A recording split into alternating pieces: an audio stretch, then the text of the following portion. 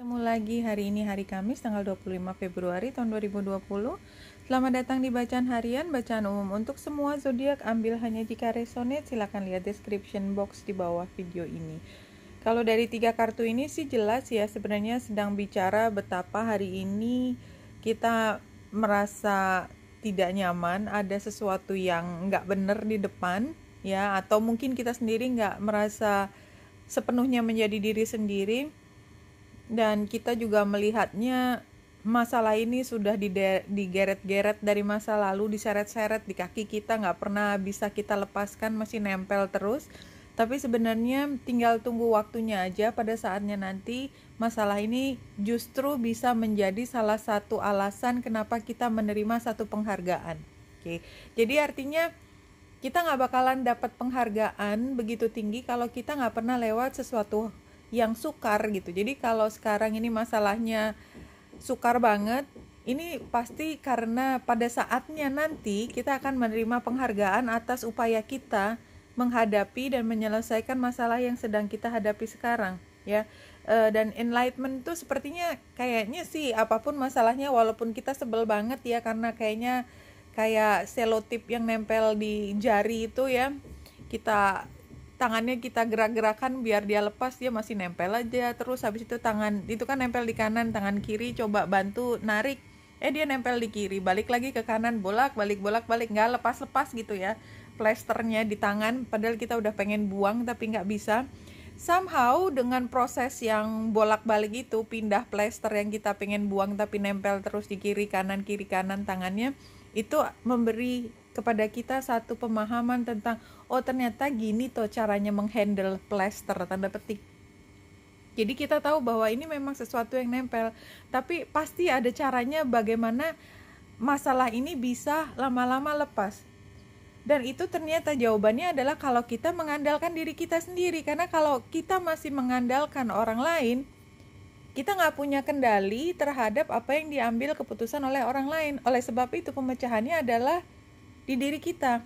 Kalaupun masalah kita ada hubungannya dengan orang lain, kita tetap masih punya kendali untuk menentukan sikap kita terhadap perlakuan orang lain terhadap kita. Apakah kita menerima atau tidak? Kalau kita masih menerima sebagaimana yang lalu, maka yaitu plesternya masih dari kiri ke kanan. Kecuali kita berusaha untuk nempelin plester itu ke tempat lain kan? Ya, dengan melihat kalau kita itu punya kemampuan untuk melepaskan masalah kita. Ya udah, kalau ini memang masalahmu ya masalahmu, masalahku. Kenapa saya harus repot ngurusin masalahmu?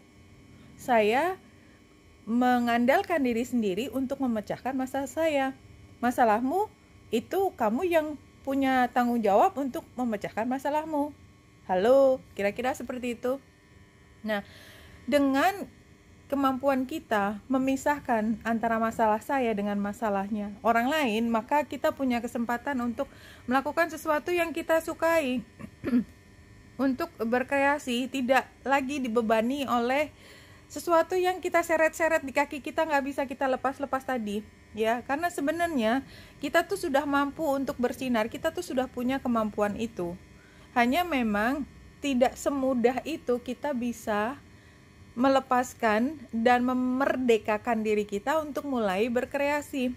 Namun kalau kita terus mengupayakan ya, memang yang namanya hidup itu kita nggak boleh pernah give up ya, nggak boleh kita, atau ada saatnya kita give up, tapi somehow ya pada saatnya kita seperti menemukan kembali spirit kita. Nah, kalau kita terus melakukan, terus berjalan di saat yang menantang, di saat yang sukar, kita jalan terus. Dan ini termasuk salah satu hari di mana kita menantang banyak kesukaran, karena kalau kita lihat dari astrologi kan bulan kemarin menantang Pluto. Habis ini banyak planet yang ditantang oleh bulan sambil perjalanan 1 minggu sampai akhir minggu ini. So, kalau kita bersabar terus berjalan dengan kita akan mendapatkan joy and stability. Ya, itu sih yang keluar dari sini. Walaupun sukar, terus berjalan. Nah, kalau kita lihat bulan kan ada di Leo. Kemarin dia masih di Cancer, dia nantangin Pluto. Ini sekarang hari ini dia nantangin Saturnus.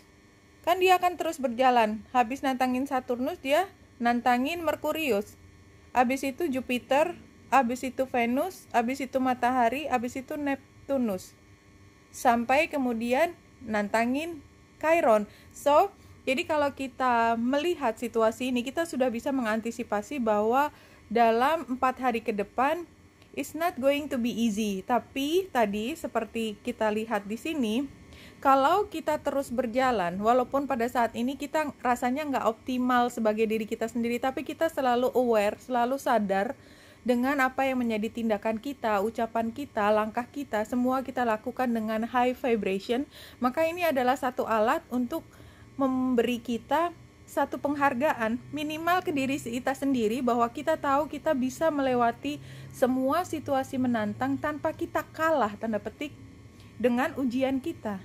Kita menang, kita dapat nilai bagus. Buat beberapa orang, situasi menantang itu adalah hal yang menyenangkan. Iya, ini kan sarannya Queen of Pentacles.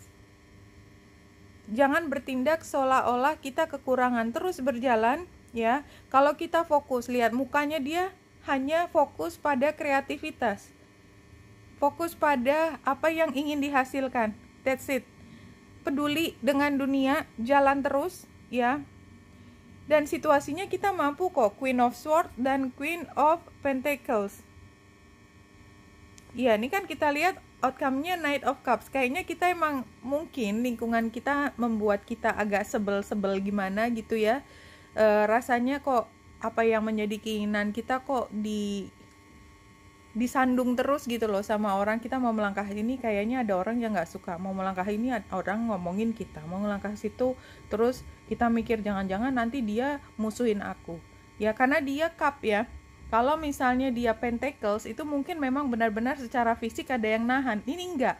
Yang nahan semua omongan orang, perasaannya orang, atau pikiran kita tentang orang lain bereaksi terhadap kita. Jadi ini semua tentang perasaan.